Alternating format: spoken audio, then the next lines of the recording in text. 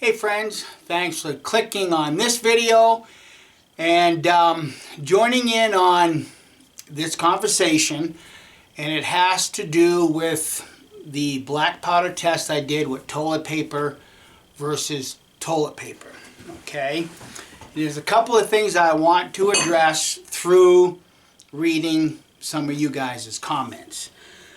The first thing I want to address is the commenter made a comment about me using Murphy's oil soap, alcohol, and hydrogen peroxide to clean my gun, because hydrogen peroxide is very aggressive towards metal and basically going to harm the gun. Just kind of paraphrasing here, okay? Just to let everybody know, I built this rifle in 1999.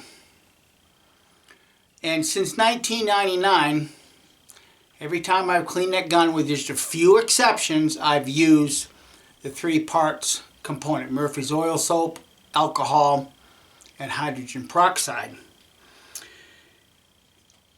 If hydrogen peroxide in that concoction was so destructive to my gun and metals, I'd be shooting a smoothbore right now with that gun, since I built it in 1999. Now, I don't know where a lot of this stuff is coming from, and I really don't care, but I kind of suspect a lot of it is just mythologies handed down. That's not to say peroxide is not harmful, but when you mix hydrogen peroxide with an equal part of alcohol and an equal part of Murphy's oil soap, you are diluting this at that point. Okay? And this is an old-time recipe that has stood the test of time. Okay? But make of it what you will. I really don't care. The problem is, as it pertains to that video in particular, it appears to me that a lot of orthodox views were busted, because there was another commenter that made the comment that because I milled it twice, I weakened it. That's not true. Okay, you can take your gunpowder, remill it, and repuck it and have the same thing. Okay, that's the same thing as years ago I bought into that, well, if you puck your gunpowder twice, you make it more dense. That's impossible, because if you're using a 12-ton jack the first time to make a puck, and you break that puck up, put it back in your die, and you use a 12-ton jack, you're not going to get any more density out of it than what you did the first time. It's just not going to happen. How do I know? Because I did it.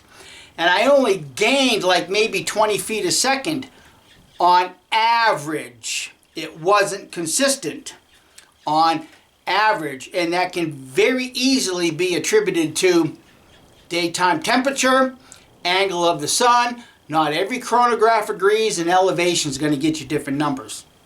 So again, I don't know where these comments are coming from, but thank you for leaving them, because you give me an opportunity to respond visually like this. And if you honestly think that hydrogen peroxide in this mixture of Murphy's oil soap is that destructive to your gun, then do what I'm about to do. I'm going to take this piece of metal. I'm showing you right now because it's not perfectly flat. I did the best I could in grinding off that paint. Now, one thing you have to bear in mind: what rust needs to start are little grooves.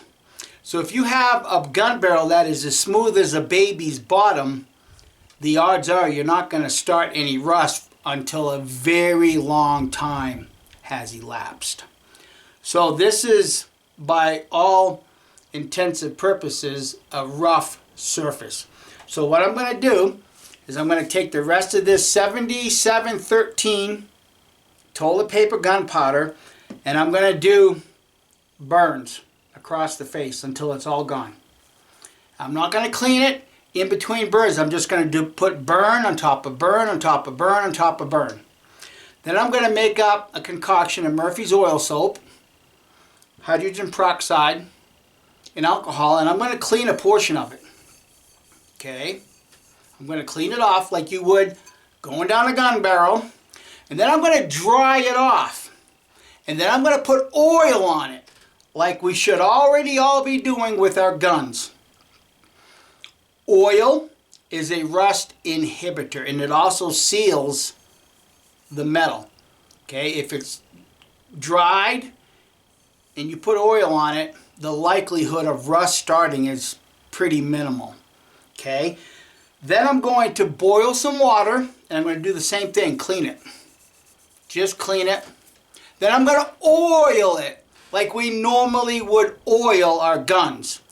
And then I'm going to take another piece and use ballistol and clean it, and then oil it. And then over the course of time, we'll be looking at this piece of metal just to see what's really happening. Okay? Now, as I mentioned in that video, and as I showed, I dropped the bore light down that rifle barrel. And I even, at that point, I could still see it was dirty. Now, I don't know if those comments are directed just simply because I'm using toilet paper, gunpowder, and again, the orthodoxy is causing people to go, danger, Will Robinson, danger, does not compute, does not compute. Because you got a lot of stuff out there, guys, that quite honestly can very easily be debunked, especially this day and age. For instance, in Brett's book, like Fire and Powder, on page 36, again, I've showed this before, he's got the list of gunpowder recipes, and one of them being 77-13-10. But the point that I want to make is this, because I've made this point before. Why are you shorting yourselves 2 grams of gunpowder when those 2 grams of gunpowder could be used to make that projectile go down your barrel faster? Now again, if this is what you want to use, fine and dandy. By all means, do it. But don't come after somebody like myself when I do these tests and my 76-15 does better than your 77-13, because you're not really being fair to me and you're not being fair to yourself. That's that cognitive dissonance. But I want to show you something here, because when it comes to Pacific Willow, which I've got some Pacific Willow, in a given charge, Pacific Willow generates between 76 and 78 cubic inches of gas. Now that formula is based on 75, 15, 10. Okay? So, and bear in mind that when it comes to black powder, it burns dirty and it is very inefficient. So even at, say, like a 80 grain charge with Pacific Willow, only about 43 to 45% of that is actually producing the gas and the energy you need to move that projectile down the barrel. So what I'm going to do, before I get out and do these burns, I'm going to just show you what 2 grams, once again, in these glass jars really mean. But I'm going to show you what 2 grams of toilet paper looks like also. The jar in the middle is 15 grams of Pacific Willow. The jar to the left is 2 grams of Pacific Willow. So you're shorting yourself that much energy. And as you may have already guessed, the jar to the right, that's 2 grams of toilet paper. That's how much energy that you're leaving behind by going with the 77-13 formula. I went 76, 15, 11, and I got more feet per second. That's because I did not short myself the amount of energy that charcoal would help produce more feet per second. Guys, it's not difficult. This is simple mathematics. And this is one of the reasons why I keep showing the value of the charcoal in these jars. So on to the burn. What's on this plate is 80 grains of 7713 10.4 gunpowder.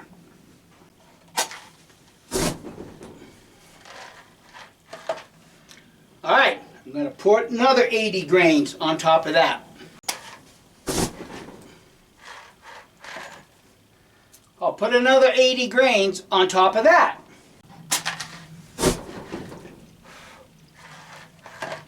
Again.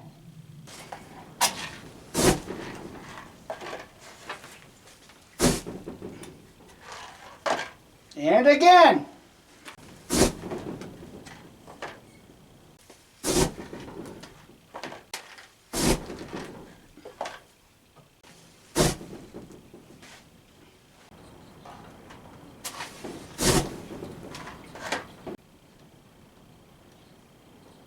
Block's pretty warm. You can see all the smoky residue left on the top of my anvil. But let's go into the shop and we'll have a little bit of a discussion. Okay, there's a close-up of the metal. That black powder is caked on there pretty good. Now bear in mind, this is just a shot on top of a shot on top of a shot without the benefit of a spit patch.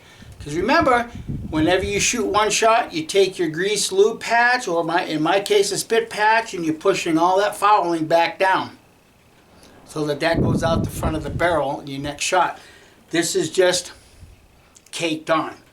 So I'm going to let this set while I go ahead and mix up my Murphy's oil soap, alcohol, and peroxide, and boil a little bit of water, just simply because I want that to set on the metal for a little bit like you normally would when you're done shooting. You might come in and have lunch, then go clean the gun, or like me, recording a video, I'll talk a little bit, finish up with the numbers, show you the target, and then I'll clean my gun. So I'm going to let this set for maybe 20 minutes. And then we'll clean it off and we'll see what it looks like when I dry it off and I put oil on it. So here's the water. Hopefully you can see the steam coming off it, so it's boiling. I'm going to take a toothbrush to mimic my wire brush cleaning the barrel of my gun. Let me see. I have the metal marked as to which end is going to be what. The MAP is Murphy's oil soap, alcohol, and the peroxide.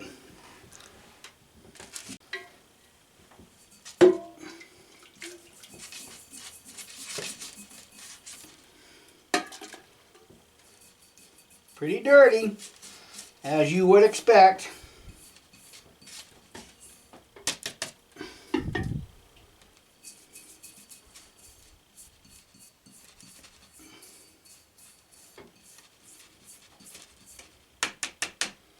Now I'm going to step outside and rinse some of this hot water on this end, because that's what I would normally do.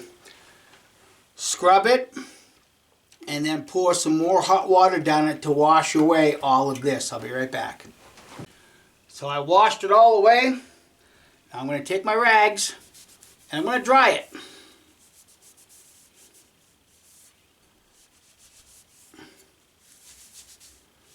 Like you normally would do. Okay?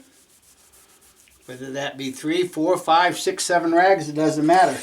Now, I'm going to put some oil on it. Well, in fact, I'll oil it all at once. Okay? So now I'm going to do the other end with the Murphy's oil soap. Let me go clean my toothbrush real quick. So it's clean. I'm going to try to dry it off best I can so I don't have any water on this, but just pure Murphy's oil soap, hydrogen peroxide, and alcohol. Now remember, as I mentioned earlier, The peroxide is now cut 2 to 1. Okay? So it's been diluted.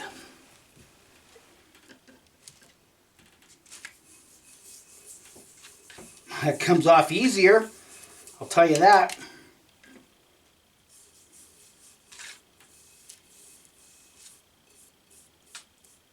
Oh yeah. Should have done this a long time ago to figure out just how easy it is to clean.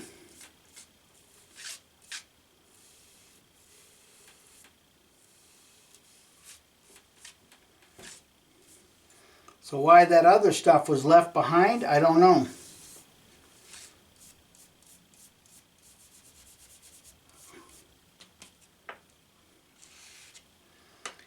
Now what I normally do at this point, whatever little peroxide mixture I have left over, I pour it back down the barrel, just simply because you do not want to store this concoction in a glass container or anything else, because the hydrogen peroxide and the alcohol can very easily become a fuel. So I'm going to go rinse this off and then I'll show you how I oil it. So there it is, cleaned off. I'm going to dry it off.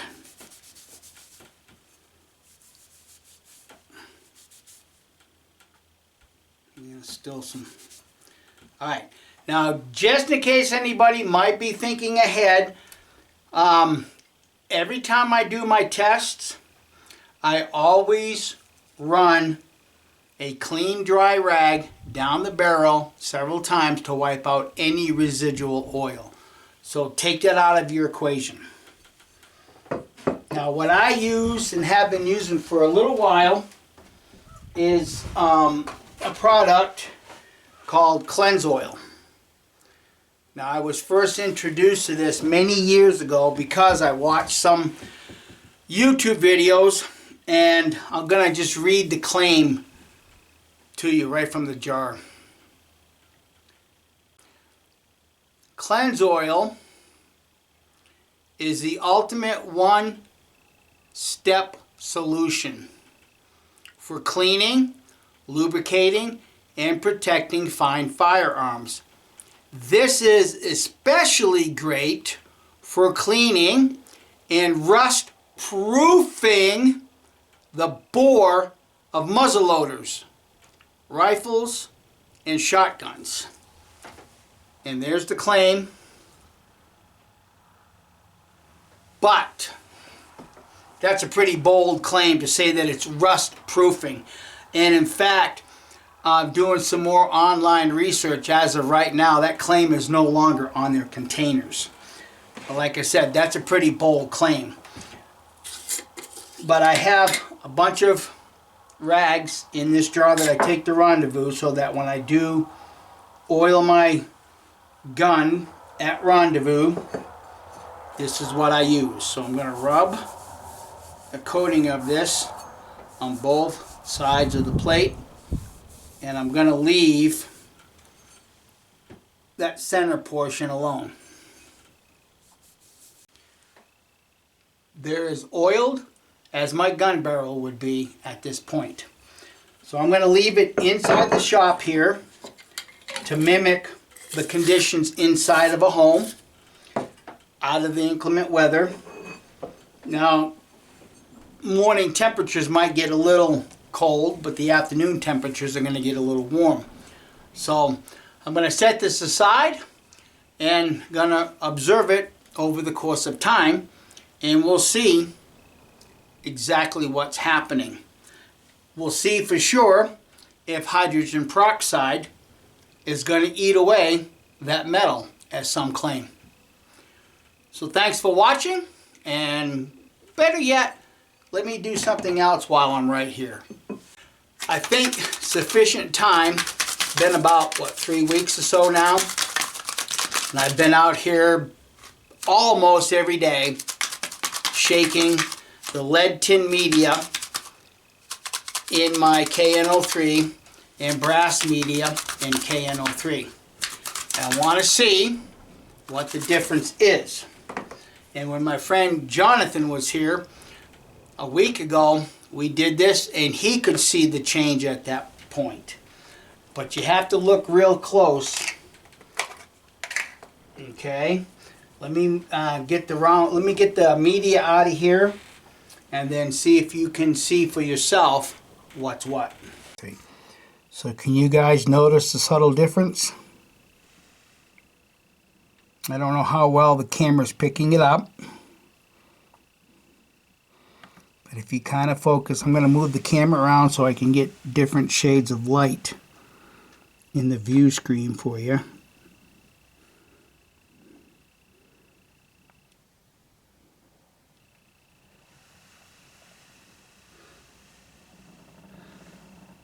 But can you notice the subtle difference? And I'll tell you, this one is still pure white. This had the brass media in it. This one has a little bit of a tinge gray color to it. More like an off-white that had the lead tin media in it. But as we have determined in the past through test burns, the really difference is just in the color of the smoke. So milling it with lead does nothing more than just change the color of the burning smoke from that blue to a dark gray. That's all it does. I mean, honestly, does this look like this is dirtier than this, other than the color, other than the oxidation? So just so that we all know, the two round balls on the bottom are the remaining round balls that I poured with the 60-40 tin. And I tumbled them for about 30 minutes inside the ball mill just to knock off what was left to the sprue. Okay, and as you can see, there's a huge color difference. And I did a test on my anvil, a bounce test, and you could appreciate that the tin content's pretty high.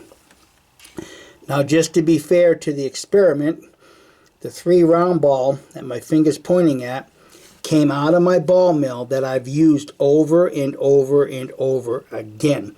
I wanted to make sure that the round ball that I used was good and well oxidized, because I wanted to see, and again, if the camera can pick it up, you can see that there's a slight darker tinge to that KN03 at this point. So just above my head on that shelf is where that plate's going to set for the time being. We're going to see over the course of time what's really going to happen to bare metal that's had black powder burned on it, cleaned with Murphy's oil soap, alcohol and peroxide, and water.